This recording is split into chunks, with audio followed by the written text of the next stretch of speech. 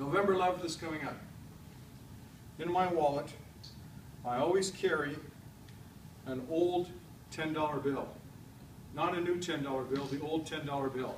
Because on the back of the old $10 bill, in Arial font 4, is the poem In Flanders Fields. Now, whether you come to Canada a week ago or born here, most everybody knows about the poppy. But I'm going to explain to you the story about the poppy, okay? Now, first of all, I'm going to recite the poem. In Flanders fields, the poppies blow between the crosses row on row that mark our place beneath the sky where larks still bravely singing fly, scarce heard amid the guns below. We are the dead. Short days ago we lived, felt dawn, saw sunset glow, loved and were loved. To you from failing hands we pass the torch, yours to hold it high. If ye break faith with us who die, we shall not sleep, though poppies blow in Flanders fields. Written by Colonel John McCrae, doctor during the First World War. Now here's why he wrote that poem.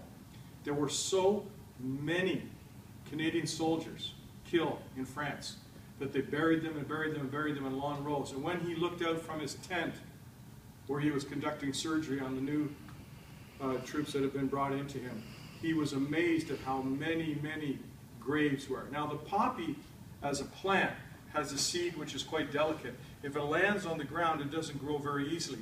But if the soil is dug up, like a grave, then it can grow in that soil. That's why there were so many poppies on the graves of Canadian soldiers.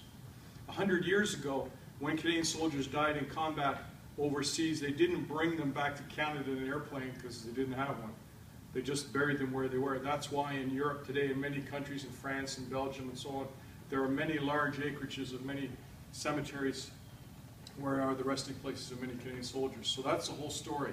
Now that's why Canadians wear the poppy. Australians and Brits also wear it too. But it's particularly important for Canadians to remember the soldiers that died. This is not about whether you support war or don't support war or who is a bad guy. That's not what this is about. It's about having respect for the young people who left our country to go to another place to fight bad guys and died on our behalf so we could have the freedoms we enjoy today. And like it says on the bumper sticker on the back of my truck, if you could read this, thank a teacher. If you could read this in English, thank a veteran.